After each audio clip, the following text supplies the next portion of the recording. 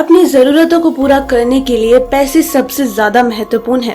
रुपए के रूप में जिन नोट का हम इस्तेमाल करते हैं, क्या आप जानते हैं कि वह नोट कैसे बनते हैं, इनकी छपाई कहाँ होती है और किस प्रकार की स्याही का इस्तेमाल किया जाता है? आइए इसके बारे में विस्तार से जानते हैं। भारतीय करेंसी के नोट भारत सरकार और रिजर्व बैंक ऑफ इंडिया द्वारा छापे जाते हैं। यह सिर्फ सरकारी प्रिंटिंग प्रेस में ही छापे जाते हैं।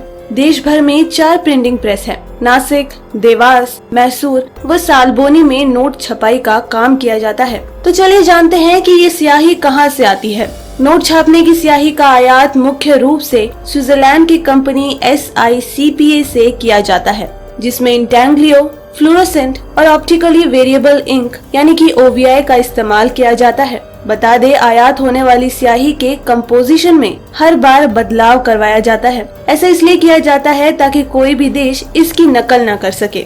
अब चलिए आपको बताते हैं कि ये इंक कैसे काम करती है। तो सबसे पहले जानते हैं इंटेंग्लियो इंक के बारे में। इसका इस्तेमाल नोट पर दिखने वाली महात्मा गांधी की तस्वीर छापने में किया जाता है। तो वहीं फ्लोरोसेंट इंक को नोट के नंबर पैनल की छपाई के लिए उपयोग किया जाता है। ऑप्टिकली वेरिएबल इंक को नोट की नकल ना हो पाए, इसलिए इस इंक का इस्तेमाल होता है। अब इसका पेपर कहाँ से आता है? भारत की भी एक पेपर मिल सिक्योरिटी पेपर मिल है, जो कि होशंगाबाद में स्थित है। ये नोट और स्टैम्प के लिए पेपर बनाती है। हालांकि भारत के नोट में लगने वाला अधिकतर पेपर जर्मनी, जापान और UK से आयात किया जाता है। क्या है नोट का इतिहास?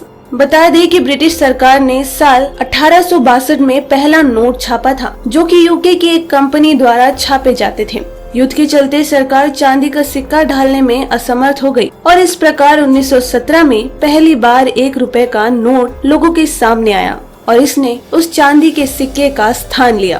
तो दोस्तों, कैसी लगी आपको ये रिपोर्ट? हमें कमेंट करके जरूर बताएं। और अगर आपको ये न्यूज पसंद आई तो लाइक और शेयर करें। डेली ट्रेंडिंग न्यूज की रिपोर्ट सब्सक्राइब कीजिए हमारा चैनल लेटेस्ट और इंटरेस्टिंग न्यूज के लिए।